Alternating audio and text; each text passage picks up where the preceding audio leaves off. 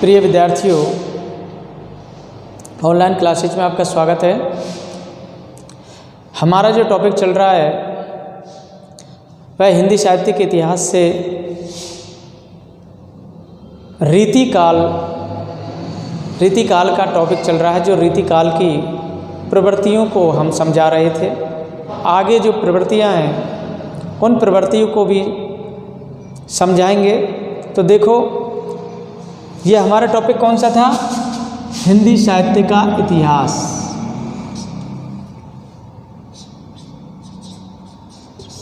हिंदी साहित्य का इतिहास। और ये रीतिकालीन प्रवृत्तियाँ। टॉपिक चल रहा है। तो देखो, हमारी जो प्रवृत्ति थी श्रृंगारिकता, आलंकारिकता,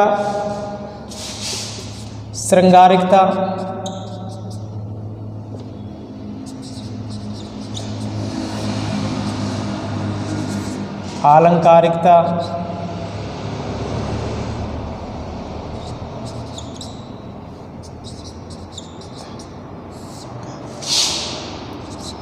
आश्रयदाताओं की प्रशंसा,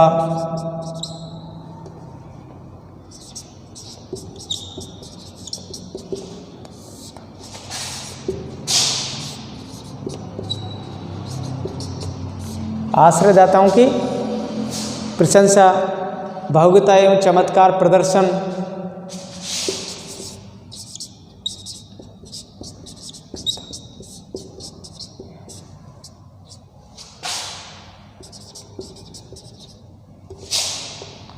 चमत्कार प्रदर्शन,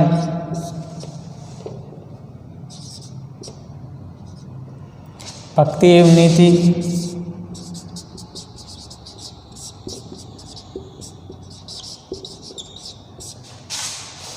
चमत्कार प्रदर्शन, भावुकता एवं चमत्कार प्रदर्शन, भक्ति एवं नीति, प्रकृति चित्रण,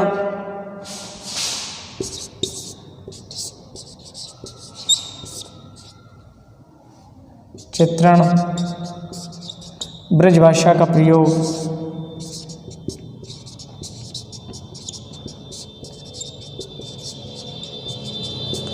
देखो ये इनकी प्रवृत्तियाँ थी रीतिकाल की। श्रृंगारिकता, आलंकारिकता, आश्रयदाता की प्रशंसा, भावुकता एवं चमत्कार प्रदर्शन, भक्ति एवं नीति, प्रकृति चित्रण, ब्रजभाषा का प्रयोग। इसमें हम एक अलंकारिकता, श्रृंगारिकता को पढ़ा चुके हैं। अब हमें पढ़ाना क्या है? आलंकारिकता। तो आलंकारिकता को पढ़ाना है। तो आलंकारिकता का मतलब है अलंकार। काव्य में अलंकार होना बहुत ही जरूरी है। बिना अलंकारों के काव्य की शोभा अच्छी नहीं लगती है। मतलब काव्य में शोभा नहीं होती है बिना अलंकारों के। जिस प्रकार नारी बिना आभूषणों के सुंदर दिखाई नहीं देती है, उसी प्रकार काव्य में बिना अलंकारों के काव्य की शोभा दिखाई नहीं देती है। तो देखो, सुनो, आलंकारिकता के बारे में हम समझाते हैं कि रीतिकालीन काव्य में ये जो अलंकार है, इसकी बहुत ही प्रधानता है। अलंकार की प्रधानता बताई गई है। अलंकार को आभूषण की उपमा दी जाती है। आप सभी को पता है अलंकार को आभूषण की उपमा दी जाती है।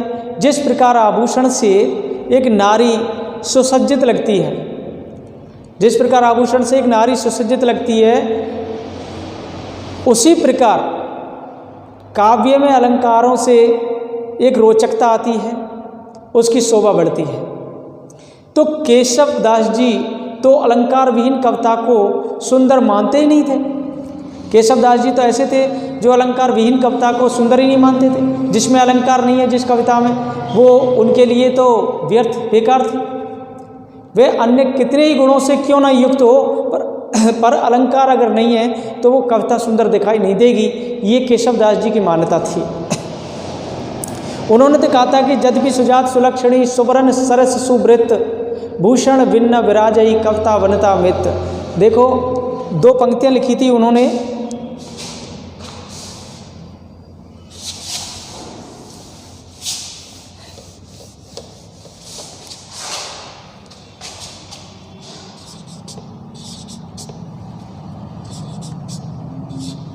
यद्यपि सुजात सुलक्षणी सुवर्ण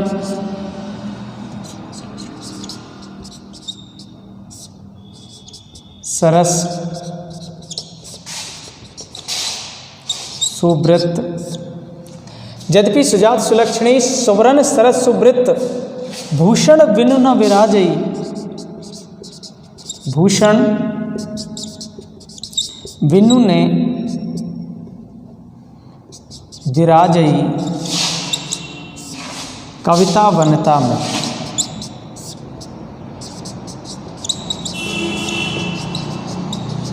ये किसकी पंक्ति थी? केशवदास जी की थी।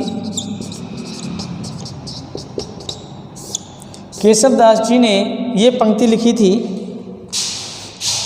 यद्यपि सुजात सुलक्षणी सुवर्ण सरस सुवृत्त भूषण बिनु न विराजई कविता वनिता मृत।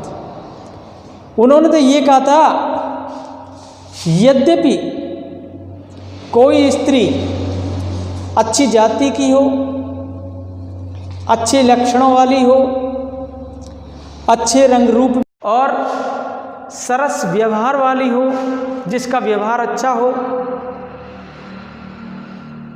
यदि भूषण बिनु न विराजई कविता वनिता मृत, यदि उसने आभूषण नहीं पहन रखे हैं तो वह स्त्री सुंदर दिखाई नहीं देगी। उसी प्रकार अगर बिनु न विराजई कविता वनिता मृत, इसी प्रकार अगर काव्य में अलंकार नहीं है, अलंकारों को प्रयोग नहीं किया गया है, तो वह काव्य सुंदर दिखाई नहीं देगा। तो ये कहा था केशवदास जी ने अपनी पंक्तियों के माध्यम से। इसलिए केशवदास जी ने अलंकार को सबसे महत्वपूर्ण माना है। देखो, कल्पना की ऊंची उड़ान, चमत्कार प्रदर्शन की प्रवृत्ति एवं पांडित्य प्रदर्शन रीतिकालीन काव्यों में अलंकारिकता के कारण ही आया है। जो रीतिकालीन काव्य है उसमें अलंकारिकता के कारण आया है। जैसे यमक, श्लेष, अनुप्रास में शाब्दिक चमत्कार की सृष्टि की गई है। इसमें शाब्दिक अलंकार हैं, यमक, श्लेष, अनुप्रास, इसमें शाब्दिक अलंकार हैं, जो शाब्दिक चमत्कार की सृष्टि की गई है इसके अंदर। दूसरी उसमें उपमा, रूपक, उत्प्रेक्षा, अतिशयोक्ति, ये जो अलंकार हैं इसमें व्यक्ति के भाव दिखाए गए हैं। ये अर्थ के ऊपर डिपेंड करता है। दूसरी इसमें उपमा, रूपक, उत्प्रेक्षा, अतिशयोक्ति में भाव निरूपण अलंकार का सुंदर प्रयोग हुआ है। इसमें जो ये अलंकार हैं ये भावना से जुड़े हुए अलंकार हैं। उपमा, रूपक, उत्प्रेक्षा, अतिशयोक्ति ये आर्थिक हैं, आर्थिक आधार पर। तो इनका सुंदर प्रयोग अगर काव्य में हुआ है तो वह काव्य सुंदर दिखाई देगा। देखो, इस काल में अलंकारिकता, रीतिकाल में अलंकारिकता खूब फली फूली है। अलंकार जो कविता का एक साधन बन गया है, कविता का क्या बन गया है? साधन बन गया है। इस काल में साध्य भी बन गया है। तो केशवदास जी कहते हैं कि अलंकार का होना काव्य में बहुत ही जरूरी होता है। अब लेते हैं आश्रयदाताओं की प्रशंसा। देखो, रीतिकाल के जो अधिकांश कवि थे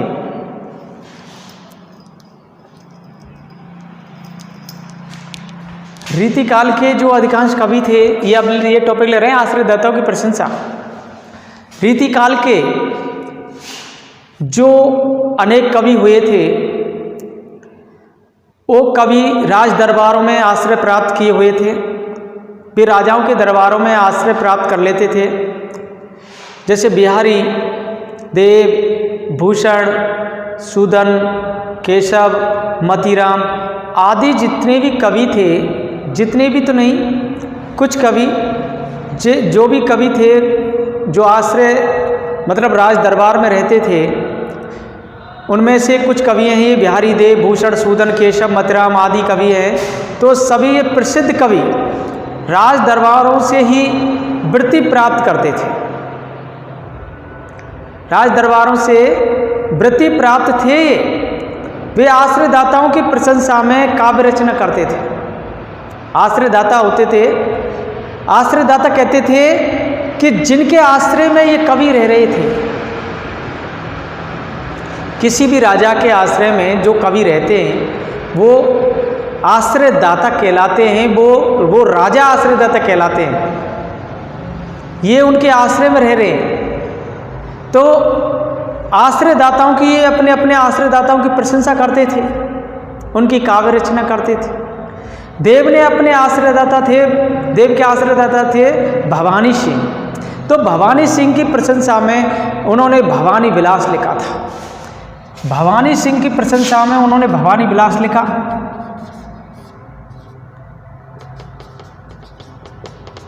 क्यों? क्योंकि जो देव कवि थे वो भवानी सिंह के आश्रय में रहते थे और भवानी सिंह की वीरता का वर्णन करके काव्य में भवानी विलास की रचना कर दी। ऐसे ही ये रचना करते थे। सूदन ने, कवि सूदन हुए थे जो भरतपुर के राजा सुजान सिंह की प्रशंसा में सुजान चरित की रचना कर दी। कवि सूदन हुए थे, उन्होंने सुजान चरित लिख दी।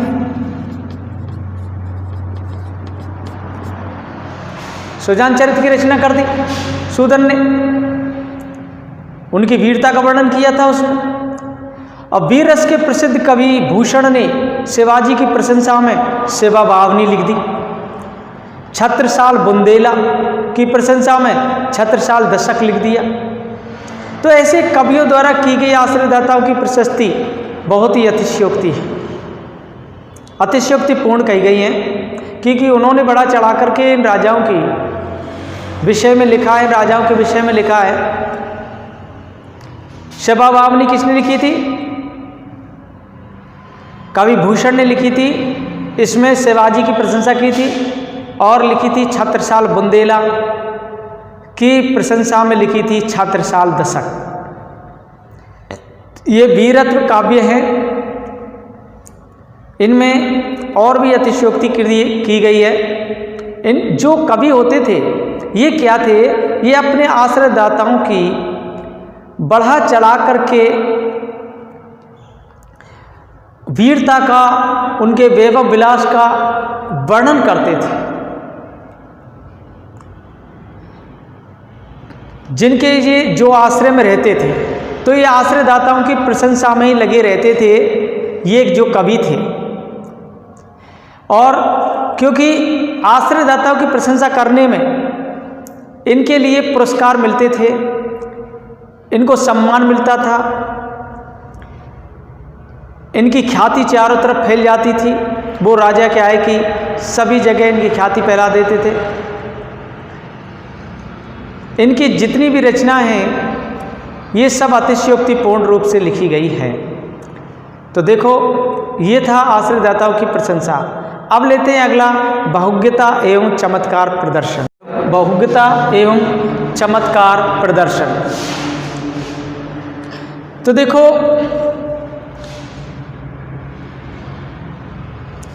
पहले तो मैं ये बता देता हूं कि बहुज्ञता है क्या है। विविध क्षेत्रों या विषय में ज्ञान प्राप्त करना ही बहुज्ञता कहलाती है। विविध क्षेत्रों में या विषय में ज्ञान प्राप्त करना ही क्या कहलाती है? बहुज्ञता कहलाती है। बिहारी के काव्य में ज्योतिष, पुराण, आयुर्वेद, गणित, काव्यशास्त्र, नीति, चित्रकला आदि अनेक विषयों की जानकारी समाविष्ट है। अनेक मतलब इसको अनेक क्षेत्रों में ज्ञान था बिहारी को। अब बताओ, बिहारी को ज्योतिष, पुराण, आयुर्वेद, गणित, काव्यशास्त्र, नीति, चित्रकला आदि ये अनेक विषयों की जानकारी रखते थे। कौन? कवि बिहारी। इसलिए तो इसमें बहुज्ञता का गुण था। जैसे कि एक आयुर्वेद पर इन्होंने एक 2 पंक्तियां लिखी थी। या विनसत नग राख के जगत बड़े जस लेव, जरी विषम जुर जाइए आए सुदर्शन देव। उन्होंने कहा था अगर व्यक्ति के बुखार हो जाता है, ज्वर पीड़ा सता रही है, तो उसको सुदर्शन चक्र, सुदर्शन चूर्ण दे देना चाहिए। तो सुदर्शन चूर्ण देने से उसका बुखार जड़ से खत्म हो जाता है। जो बुखार लंबे समय तक खिंचता है और वो टूटता नहीं है, तो उसको सुदर्शन चूर्ण दे देना चाहिए, जिससे कि वो समाप्त हो जाता है। तो ऐसे क्या है कि बिहारी को बहुत ही ज्ञान था, ज्योतिष में भी ज्ञान था, काम शास्त्र में ज्ञान था, चित्रकला में ज्ञान था। ये बहुज्ञ थे, बहुशास्त्री थे, बहु ज्ञान रखते थे, इसलिए इनको बहुज्ञता प्राप्त थी। और विषय की मार्मिकता एवं भाव व्यंजना, विषय की मार्मिकता एवं भाव व्यंजना पर रहते थे। उतना ध्यान नहीं दिया जाता जितना अलंकार योजना पर देते थे। विषय की मार्मिकता भाव व्यंजना पर इतना ध्यान नहीं देते जितना ये अलंकार योजना पर देते थे। तो देखो, ये थी भव्यता एवं चमत्कार प्रदर्शन। आपको मैंने शॉर्ट में समझा दिया है। तो अब लेते हैं हम अगला टॉपिक, कौन सा? भक्ति एवं नीति का।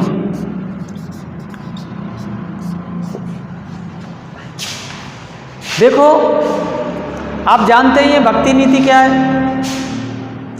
डॉक्टर नगेंद्र ने कहा था कि रीतिकाल का कोई भी कवि भक्ति भावना से हीन नहीं है, उनके अंदर भक्ति भावना है। रीतिकाल का कोई भी व्यक्ति, कोई भी कवि भक्ति भावना से हीन नहीं है, हो भी नहीं सकता था, क्योंकि भक्ति उनके लिए मनोवैज्ञानिक आवश्यक थी। भौतिक रस की उपासना करते हुए उनके विलास जर्जर मन में इतना नैतिक बल नहीं था, उनका नैतिक बल नहीं था कि भक्ति रस में अनास्था प्रकट कर सके। भक्ति रस में अनास्था प्रकट नहीं कर सकते थे, अथवा सैद्धांतिक निषेध कर सके। तो ये कहा था किसने? ये नगेंद्र ने कहा था कि भक्ति के बिना वे नहीं रह सकते हैं, क्योंकि भक्ति उनके लिए मनोवैज्ञानिक आवश्यकता है। तो देखो, राधा कृष्ण के नाम पर उन्होंने रचनाएं लिखी, राधा कृष्ण के नाम पर रचनाएं लिखी। उन रचनाओं में भक्ति भावना प्रमुख ना होकर के श्रृंगार भावना उनकी प्रमुख है। श्रृंगार भावना बहुत ही प्रमुख है। वे कहते हैं, जैसे रीजिए सुकवि जो तो जानो कवताई, ना तो राधिका कनाई सुमरन को बहनो है। उन्होंने एक पंक्ति कही थी, रीजिए सुकवि तो जानो कवताई है, ना तो राधिका कनाई सुमरन को बहनो है। तो उन्होंने कहा था कि अगर कविता, कोई कवि अगर कविता का निर्माण, कविता की रचना करता है, अच्छी कविता बन जाती तो ठीक है, अगर अच्छी कविता नहीं बनती है तो समझो मैं तो राधे कृष्ण के सुमरन के बहाने लिख रहा था। राधे कृष्ण का सुमरन ही समझ लो, अगर अच्छी कविता की रचना नहीं होती है तो रीतिकाल के प्रतिनिधि कवि बिहारी की कृति सतसई थी। बिहारी की कृति कौन सी थी? सतसई। उसमें 70 दोहे थे, वो भक्ति भावना के थे। 70 दोहे कौन से थे? भक्ति भावना के 70 दोहे थे। कवि बिहारी की रचना सतसई में उन्होंने नीति संबंधी दोहे भी लिखे थे, जैसे नर की अल न नीर की गति करे एक जोय, नल की अर नल नीर की गति एक कर जोय, जे तो नीचो भे चले ते तो ऊंचो हो। उन्होंने ये पंक्तियां लिखी थी, ये नीति संबंधी पंक्ति। तो उन्होंने कहा था कि मनुष्य की और नल की दोनों की गति एक समान होती है। उन्होंने मनुष्य की और नल की गति को एक समान माना था, क्योंकि जिस प्रकार नल को, जो नल होता है पानी देता है, उस नल को हम जितना भी नीचे ले जाएंगे जमीन के अंदर, उतना ही पानी ये ऊंचा देगा, ऊंचा पानी फेंकेगा। ये पानी में जाएगा अंदर, तो जितना नीचे ले जाएंगे जमीन के अंदर नल को, उतना ही ये पानी ऊपर की तरफ फेंकेगा। उसी प्रकार अगर कोई मनुष्य, कोई भी पुरुष, कोई भी व्यक्ति अगर वो झुक कर के चलता है, नीचे नबकर चलता है, झुक कर के चलता है, वह उतना ही अधिक सम्मान पाता है। अर्थात वह सभी के सामने विनम्र भाव से रहेगा, घमंड बिल्कुल नहीं रहेगा, तो वह व्यक्ति सबसे ज़्यादा सम्मान का पात्र होगा, उतना ही ऊंचा उठेगा वो व्यक्ति। तो इसमें नीति संबंधी दोहे भी उन्होंने काफ़ी लिखे थे। अब हम अगला टॉपिक लेते हैं। अभी लिया था भक्ति और नीति का। देखो बच्चों, अगले वीडियो में हम इसकी जो प्रवृत्तियां रह चुकी हैं उसको समझाएंगे